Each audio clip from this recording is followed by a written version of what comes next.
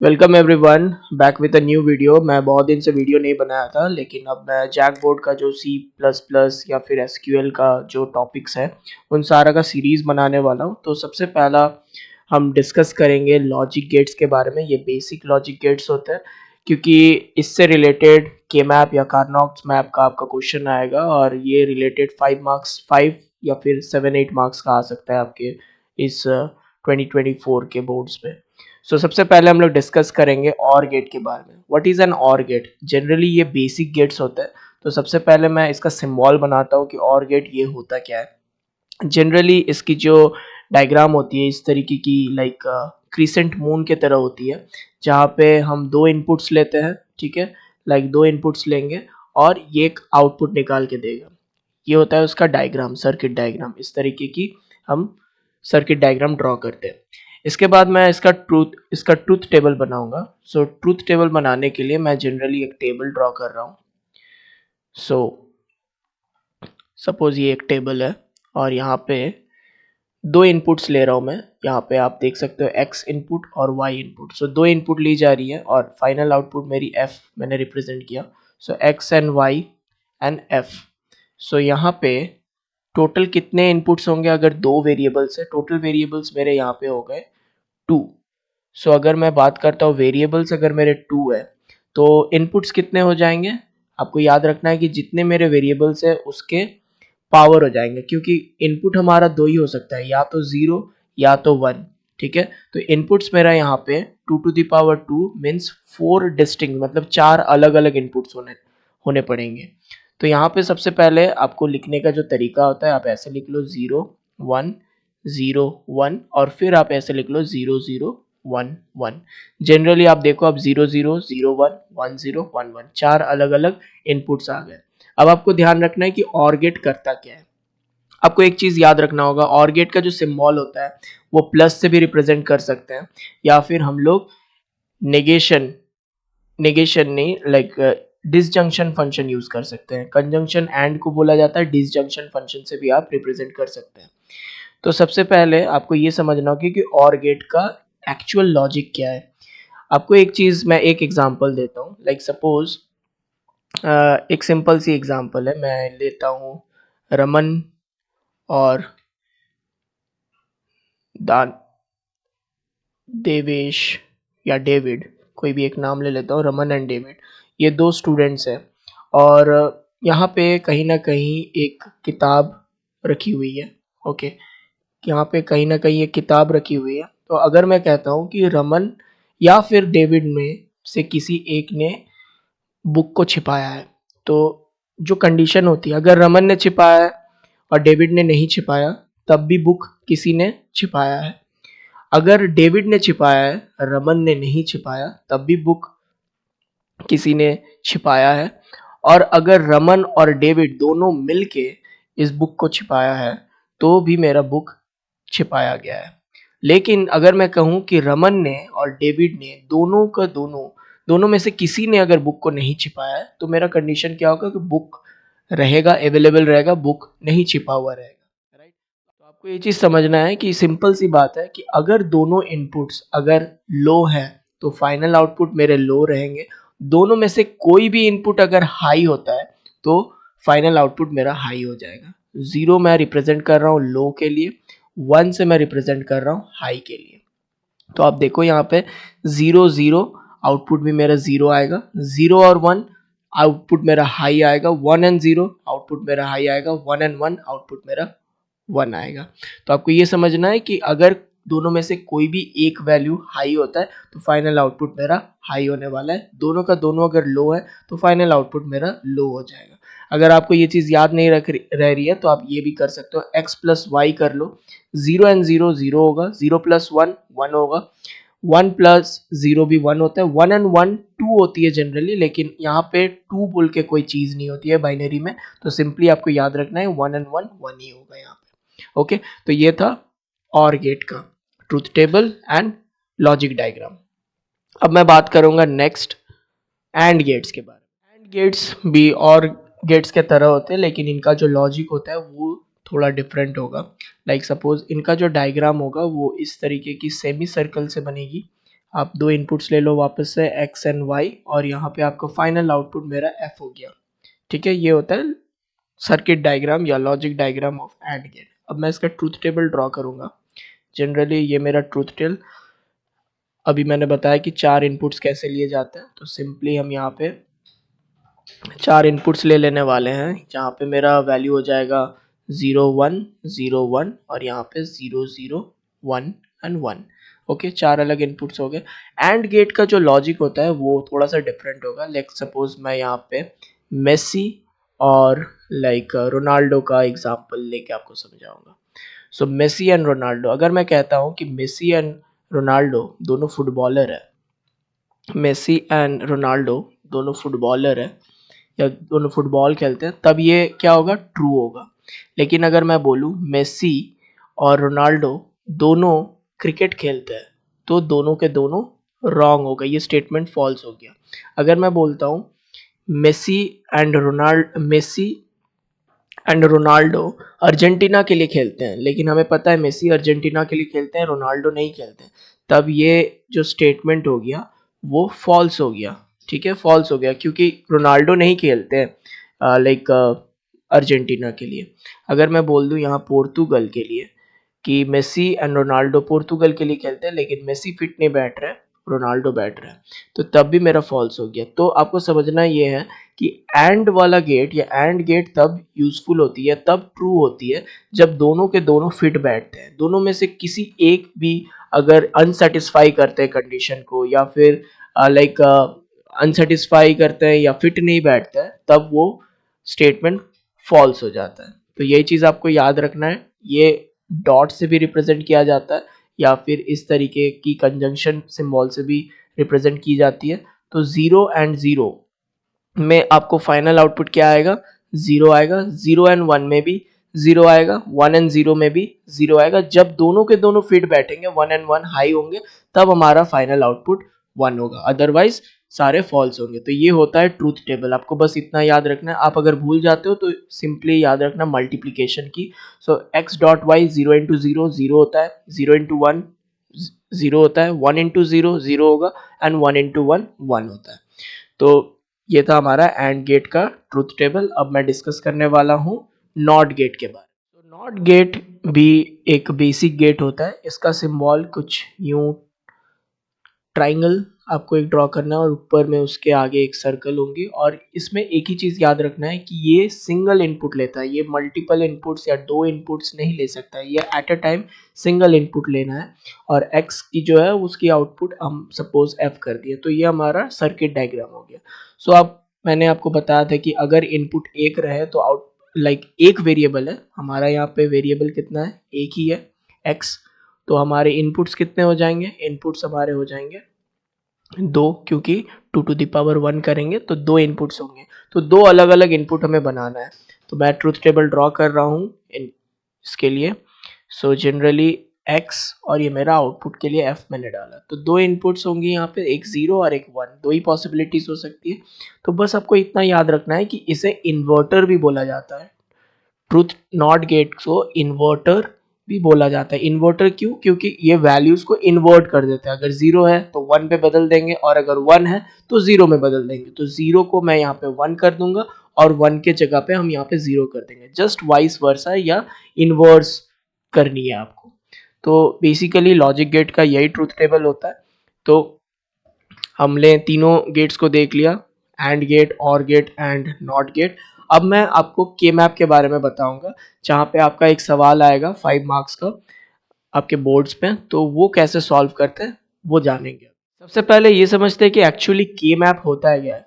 के मैप को कार्नोग मैप भी बोला जाता है, कार्नोट्स मैप या के मैप भी बोल सकते हो। ये जनरली एक पिक्चरल रिप्रेजेंटेशन है या पिक्चरल मेथड है। मतलब आप जो डेटा आपको दिया जाएगा, नंबर्स जो दिए जाएंगे, वो आपको एक मैप के थ्रू दिखाना है, ताकि जो एक्सप्रेशन आपका कोई एक्सप्रेशन होगा, जैसे A B C plus B A C, ऐसे कुछ एक्सप्रेशन है, उसको आपको रिड्यूस करना है, छोटा करना है, उस चीज़ को मिनिमाइज करना है। कभी कभी आपका मिनिमाइज करने के लिए आता है, कभी मैक्सिमाइज करने के लिए आता है। जनरली हमारा के मैप जो होता है वो रिडक्शन के लिए आता है। जो भी बड़ा एक्सप्रेशन है, काफ़ी सारे टर्म्स है, इसको आप रिड्यूस करके ए बी नॉट ऐसे कुछ निकाल के लेके आओगे, तो उस चीज़ को हम लोग के मैप के थ्रू करते हैं।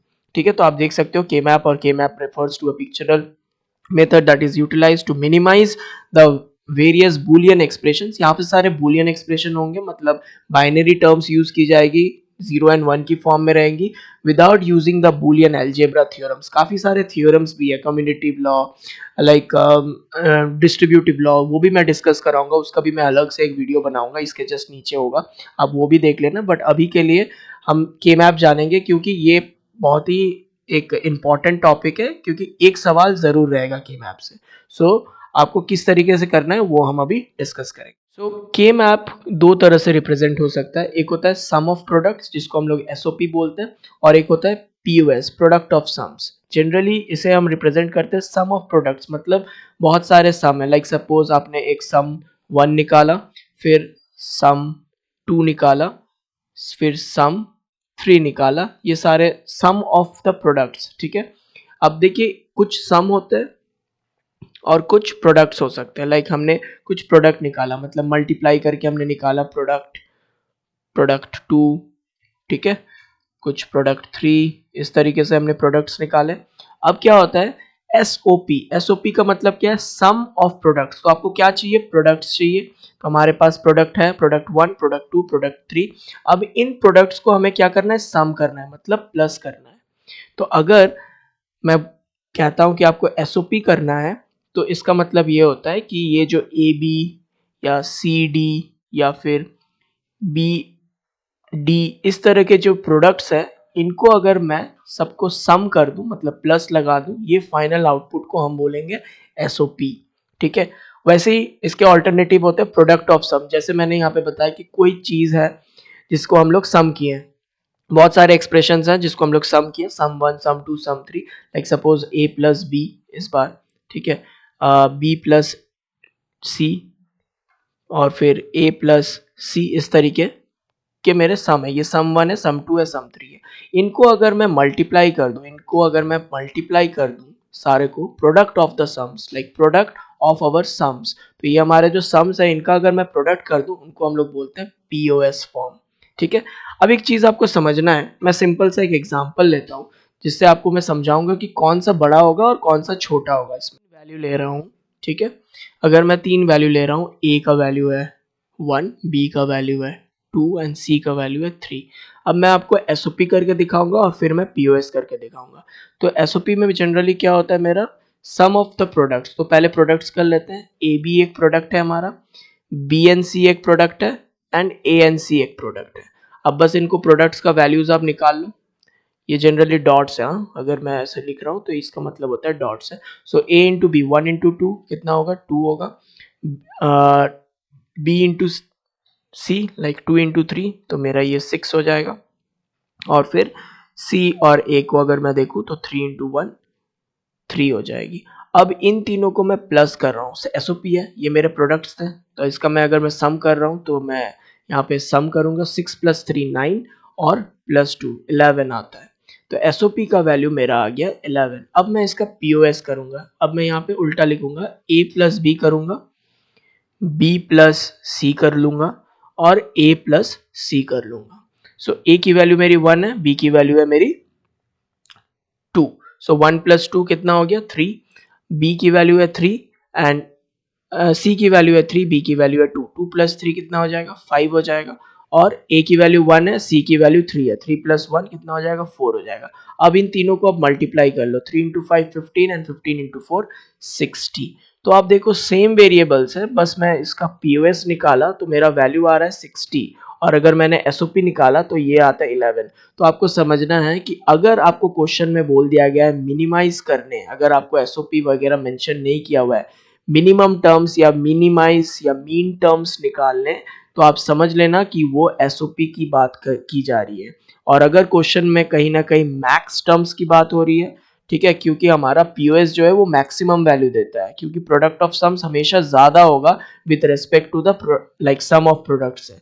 सो जब मैक्स टर्म्स की बात की जा रही है या मैक्सिमाइज की बात की जा रही है, तो आपको समझना है कि आपको पीओएस डिनोट किया जा रहा है या पीओएस निकालना है। ठीक है। सो अब आई होप कि इतना क्लियर है। अब मैं आगे आपको दिखाऊंगा एसओपी एंड पीओएस किस तरीके से बनाना है। तो सम ऑफ प्रोडक्ट, सो आपको 3 वेरिएबल या फिर 2 वेरिएबल और 4 वेरिएबल, ये दोनों मैं करके दिखाऊंगा। मैं पहले 3 वेरिएबल का करके दिखा रहा हूँ। सपोज आपको क्वेश्चन आएगा एफ, ये होता है एसओपी का सिग्मा का फंक्शन। यहाँ पे आपको वेरिएबल्स मेंशन होंगे लाइक ए बी एंड सी, और अगर 3 वेरिएबल के हैं तो जो वैल्यूज होंगे वो 0 से लेके 7 तक ही हो सकता है, 8 नहीं जाएगा, क्योंकि 8 को रिप्रेजेंट करने के लिए हमें 4 वेरिएबल की जरूरत होती है। तो ए बी सी है, तो यहाँ पे सपोज क्वेश्चन दिया गया है 1 4 7 और 5, इस तरीके की क्वेश्चन है।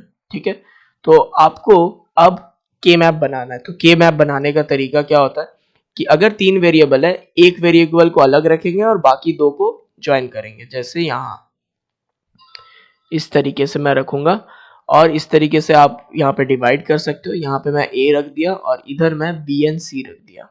अब 2 वेरिएबल है तो कितने बनेंगे, 8 हाउसेस बनेंगे। तो आपको 1 2 3 4, इधर 4 डिवीजन हो गए और बीच से आप एक डिवाइड कर लो। क्योंकि यहाँ पे 4 डिवीजन इधर इसलिए किया हूँ क्योंकि 2 वेरिएबल है और इधर मेरा सिर्फ एक वेरिएबल है। तो इधर मैं लिखूंगा 0 और इधर मैं लिखूंगा 1, और आपको इधर लिखना है 0 0 0 1 1 1 और 1 0, यही फॉर्मेट आपको लिखना है। आप बोलोगे कि 1 0 क्यों नहीं लिखा, थर्ड लाइन में 1 1 क्यों लिख दिया? क्योंकि अगर मैं इसको 1 0 लिखता हूं तो आपको कॉमन निकालने में दिक्कत आएगी और आपको एरर मिलेगी, आपकी जो आउटपुट आएगी वो गलत होगी। तो आपको हमेशा यही फॉर्मेट यूज करना है, 0 0 0 1 1 1 1 0। आप 1 0 और 1 1 को इधर करके देखो, आपको रॉन्ग फॉर्मेट मिलेगी, कॉमन निकालने में आपको बहुत दिक्कत आने वाली है। सो यही फॉर्मेट रखना है, 0 0 0 1 1 1 1 0।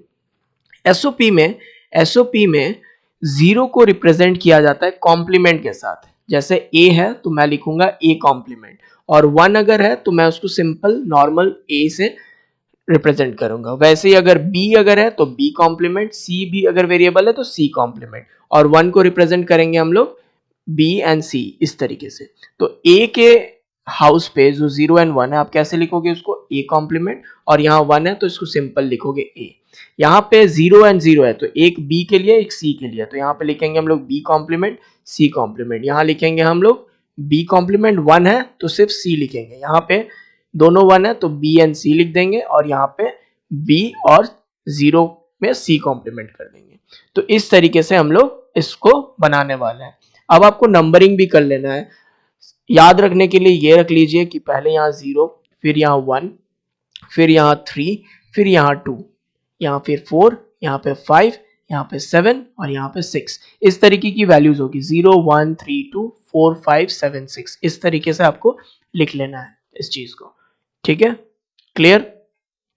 अब नेक्स्ट आपको क्या करना है, आपको जो वैल्यूज यहाँ पे दिए गए हैं, जैसे 1 है 4 है 7 है एंड 5 है, तो इन सारे वैल्यूज को आपको पुट करना है। और क्या पुट करेंगे, हमेशा 1 पुट करेंगे। पीओएस में कुछ चीजें उल्टी होंगी, लाइक थोड़ा चेंज होगा, लेकिन आपको अभी के लिए याद रखना है, एसओपी जब भी हम करते हैं 0 को हम लोग कॉम्प्लीमेंट लेके करेंगे, 1 को हम लोग नॉर्मल वेरिएबल से रिप्रेजेंट करेंगे, और जो भी वैल्यूज दी गई है वहां पे उस जगह पे 1 को इंसर्ट कर देंगे, 1 को इंसर्ट कर देंगे। तो ये मेरी किसकी घर है, 0 की घर है, ये 1 की घर है, ये 3 की घर है, 2 की घर है, 4 की घर है, 5 की घर है, 7 की घर है, 6 की घर है। अब आप पूछोगे कि ये 0 कहां से आया, आप अगर बाइनरी रिप्रेजेंटेशन जानते हो, 0 0 0 का मतलब होता है 0। ये अगर मैं इस तरीके से लिखूं ए बी सी, तो 0 0 0 क्या रिप्रेजेंट कर रहा है, ये वाली 0, और इधर 2 0 रिप्रेजेंट कर रही है 0 की घर, इस घर को। अगर आप बोलोगे 1 कहां से आया, 0 0 1, तो आप लिखोगे 0 0 1, तो ये 1 को रिप्रेजेंट करता है। ये कौन सा घर है, 3, 0 1 1, ये 3 की घर होती है। अब ये भी पूछोगे कि कैसे 3 आया, ये जो रिप्रेजेंटेशन होती है ये 0 की घर होती है, ये 1 की घर होती है, ये 2 की घर होती है, ये 4 की घर होती है। तो 3 लाने के लिए आपको दो चीज चाहिए, एक 2 चाहिए और एक 1 चाहिए। सो 2 + 1, सो 1 1 आपका यहाँ पे वैल्यूज है, तो दैट्स वाई 3 आपकी यहाँ पे रिप्रेजेंट की जा रही है। उसी तरह से आप 2 भी देख लोगे, 4 5 7 6, इस तरीके से आप सारे घर को लिख लेना। और अगर आपको ऐसा प्रॉब्लम हो रहा है, आप याद कर लो, 0 1 फिर 3 2 फिर 4 5 फिर 7 6। अब आपको नेक्स्ट क्या करना है, 1 के घर पे है तो 1 के घर पे 1 प्लेस कर दिए, 4 के घर पे 1 प्लेस कर दिए, 7 के घर पे 1 प्लेस कर दिए, 5 के घर पे 1 प्लेस कर दिए। तो जो जो क्वेश्चन में दिया रहेगा उन सारे के हाउसेस पे आपको 1 1 1 1 लगा लेना है। उसके बाद आपको पेयरिंग करना है। नेक्स्ट काम जो होता है हमारा पेयरिंग करने का। भले ही क्वेश्चन 5 मार्क्स का आता है लेकिन थोड़ा सा लेंदी भी जाता है। तो सबसे पहले आपको पेयरिंग करना है। सबसे हाई प्रायोरिटी पे हम ये चेक करेंगे कि हमें कहाँ पेयरिंग मिल रहा है। तो ये 8 के वेरिएबल में अगर सारे रूम्स में 1 है तो आउटपुट तो फाइनल 1 ही हो जाएगा, ठीक है। अगर सारे होम्स में अगर 1 1 1 1 1 1 होता है तो फाइनल आउटपुट मेरा 1 हो जाता है। बट ऐसे केसेस में जहां पे कुछ घर खाली है तो आपको सबसे पहले प्रायोरिटी देना है क्वाड का। क्वाड मतलब 4 का पेयरिंग बन रहा है कि नहीं। तो 4 का पेयरिंग बनने के लिए कैसे बन सकता है, आप या तो इसको सिलेक्ट कर लो या इसको सिलेक्ट कर लो। अब मैं आपको थोड़ा सा बताता हूँ कि डिटेल में पेयरिंग कैसे की जा सकती है। अगर मेरा इस तरीके का कुछ है तो क्वाड की पेयरिंग आप ऐसे कर सकते हो, एक सीधा इस तरीके से, या तो फिर इस तरीके से कर सकते हो, या फिर आप ऐसे भी कर सकते हो इस तरीके की फॉर्मेट, ये 4 को या इधर के 4 को ले सकते हो लगातार। और एक पॉसिबिलिटीज बनती है अगर आप कर रहे हो ये वाली घर, ये वाली घर, ये वाली घर और ये वाली घर, ऐसे साइड साइड में भी हम कर सकते हैं। इस तरीके से भी पेयरिंग कर सकते हैं, या फिर इस तरीके के ऊपर के दो, लेकिन आपको ये चीज ओपन रखना होगा और इस तरीके की सी ओपन करके आपको इस तरीके से ओपन रखना पड़ेगा। तो आप ऐसे भी कर सकते हो या फिर वैसे भी कर सकते हो, दोनों वेज पॉसिबल है। अब मैं फिर रिवाइज कर दे रहा हूं कि आप लगातार चारों को बॉक्स बना सकते हो, नीचे भी चारों बॉक्स बना सकते हो, या कॉर्नर के 4 एजेस को ले सकते हो, या फिर इधर के दो, इधर के दो, या बीच के दो, इधर के दो। आपको बस इतना ध्यान रखना है कि सारा कंटिन्यूएशन होना चाहिए। अगर कंटिन्यू में नहीं रहेगा, अगर ब्रेक होता है तो फिर गलत हो जाएगी, पेयरिंग नहीं मानी जाएगी। ओके, तो हाई प्रायोरिटी में हम क्वाड रखते हैं, मतलब 4 की पेयरिंग रखते हैं। तो यहाँ मुझे 4 की पेयरिंग कहीं नहीं दिख रही है, क्योंकि अगर मैं इन तीनों को ऐसे नहीं ले सकता हूँ तो 4 की पेयरिंग कहीं नहीं हो रही है। जब 4 की पेयरिंग नहीं हो रही है तो हमें ध्यान रखनी होगी कि डुओ की पेयरिंग हो रही है कि 2 की पेयरिंग हो रही है कि नहीं। सो आपको फाइंड करना है 2 की पेयरिंग है या नहीं।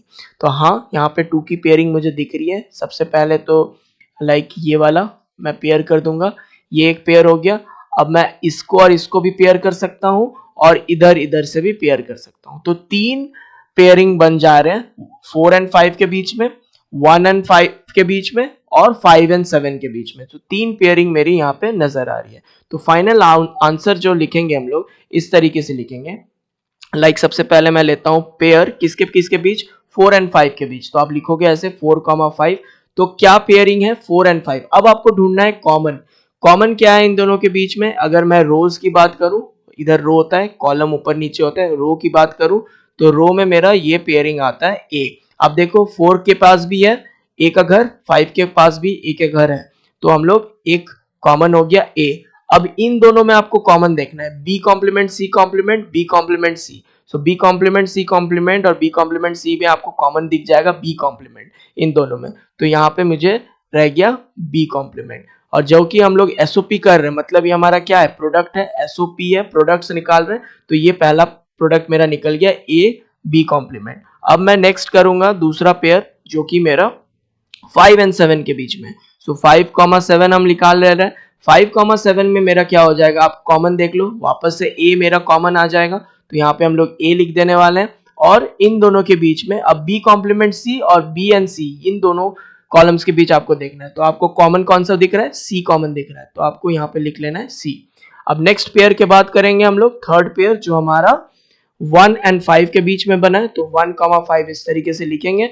और यहाँ पे जो मेरा पेयरिंग आएगा, अब देखो ए कॉम्प्लीमेंट और ए, इन दोनों में कुछ भी कॉमन नहीं आ रहा है, दोनों कॉमन नहीं है क्योंकि दोनों अलग अलग रोज पे हैं। तो सेम रो पे होने से हम लोग यहाँ ले सकते थे, लेकिन ये अलग अलग रो पे है। लेकिन जो कॉलम है वो कॉलम दोनों का सेम है, तो बी कॉम्प्लीमेंट सी हमारा कॉमन हो जाएगा क्योंकि ये कॉमन कॉलम पे है। तो बी कॉम्प्लीमेंट डॉट सी मेरा ये तीसरा पेयर आ गया। अब तीनों पेयर जब आ जाते हैं, अब मेरा फाइनल आउटपुट, जैसे यहाँ पे क्वेश्चन में दिया हुआ है एफ, तो हम यहाँ पे लिख लेंगे एफ इक्वल टू, अब हमें प्रोडक्ट्स मिल गए, ये हमारा पहला प्रोडक्ट है, ये दूसरा प्रोडक्ट है, ये तीसरा प्रोडक्ट है। अब इन तीनों प्रोडक्ट्स को हम प्लस करना है, तो हम लोग लिख लेंगे A B complement plus A C plus B complement C. तो इस तरीके से हम फाइनल आउटपुट निकाल लेंगे और ये हमारा आंसर हो जाएगा। So this is how you create the sum of products of any 3 variable question. तो ये आ सकता है, पर जनरली 4 वेरिएबल की क्वेश्चन ज्यादा इंपॉर्टेंट। तो एक और सवाल मैं कराऊंगा जो मैं 4 वेरिएबल को रिप्रेजेंट करूंगा। तो अब मैं बात करने वाला हूँ 4 वेरिएबल के बारे में, ठीक है। तो 4 वेरिएबल का एक क्वेश्चन लेते हैं, like f is equal to sigma रहेगा।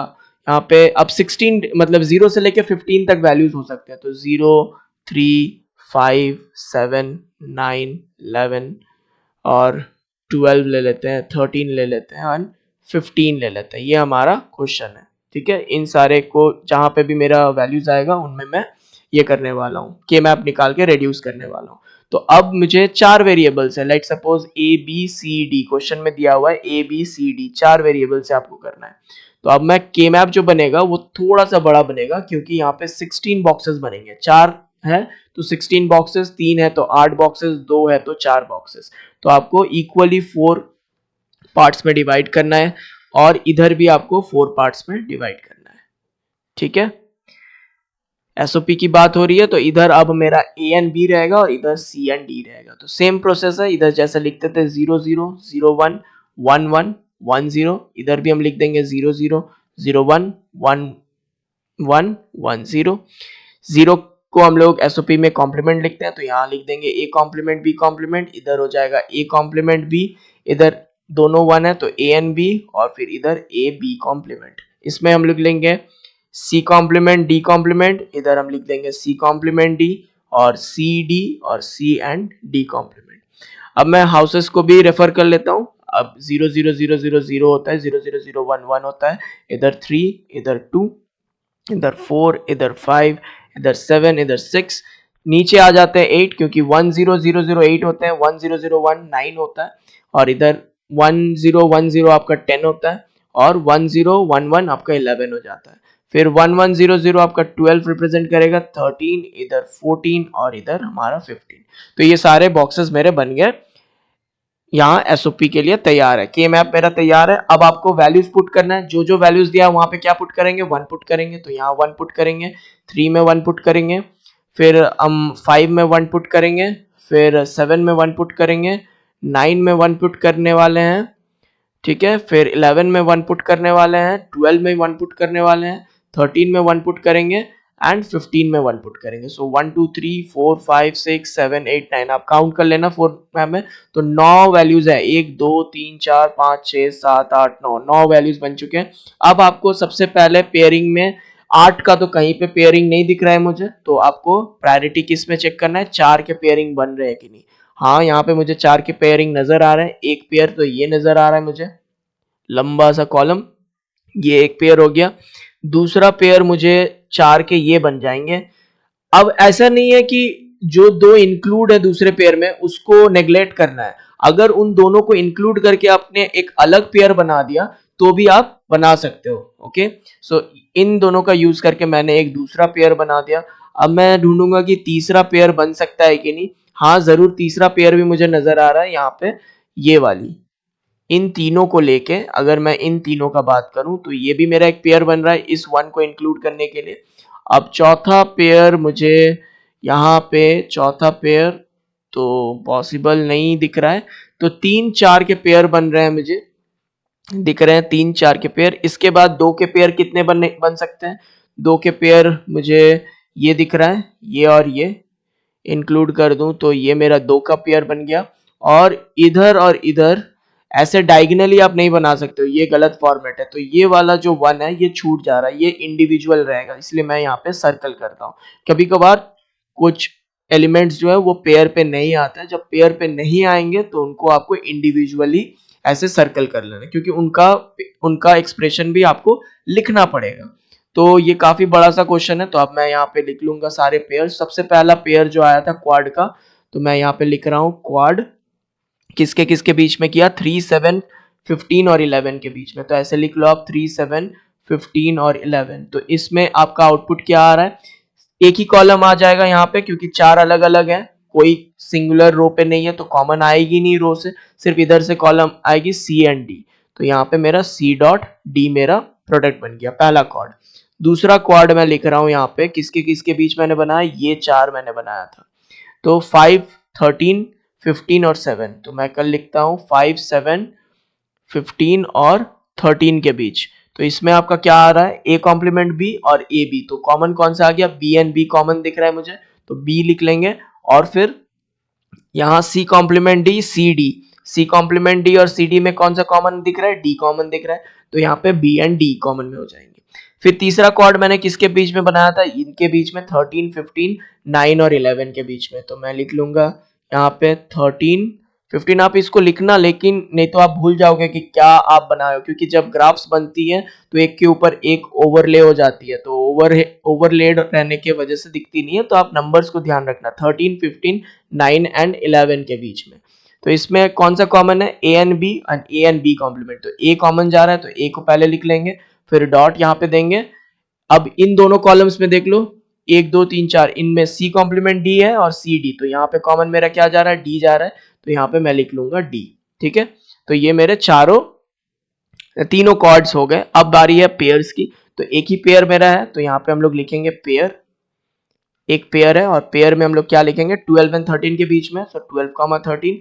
अब यहाँ वैल्यूज क्या है, सेम रो पे है तो ए बी तो रहना ही है, ए डॉट बी रहना है। और कॉलम्स आप देख लो, सी कॉम्प्लीमेंट डी और सी कॉम्प्लीमेंट डी, तो यहाँ पे वैल्यूज आपकी सी कॉम्प्लीमेंट है, मैच कर रही है, तो A complement B A B dot C complement मेरा ये पेयर आ जाएगा। और एक एलिमेंट है जो इंडिविजुअल है, तो उसके लिए हम लिख लेंगे, इंडिविजुअल के लिए एलिमेंट लिख ले रहे हैं, एलिमेंट 1 का क्या हो जाएगा, एलिमेंट 1 का आप हो जाएगा एक, चारों लिख लेना है आपको, ये भी साइड लिख लेना है और इन साइड को भी लिख लेना है। तो A complement, B complement, C complement, D complement, क्योंकि इसकी कोई पेयरिंग नहीं बनी तो रिड्यूस नहीं हो पाई, सो इसको अलग से आपको लिखना होगा।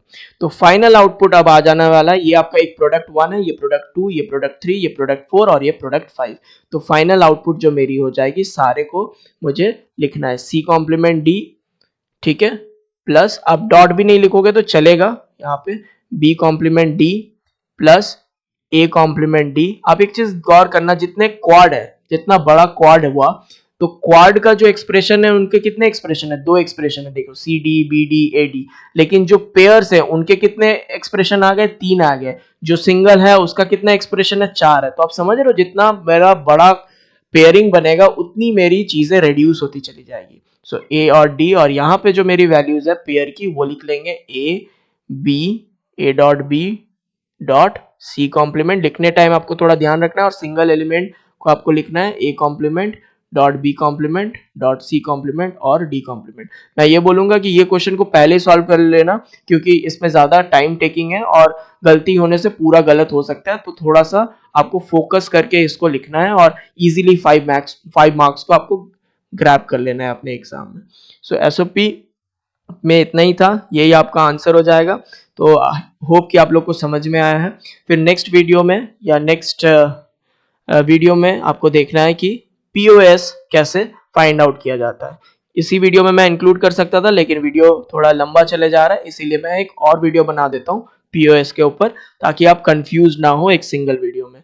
ऐसे और वीडियोस के लिए आपको बस इस चैनल को फॉलो करना है, और कोई भी डाउट होता है तो कमेंट्स में ज़रूर कमेंट करना है। आई होप कि मैं जितना जल्दी हो सके आपके डाउट्स को सॉल्व कर पाऊँ। Thank you, take care, bye bye.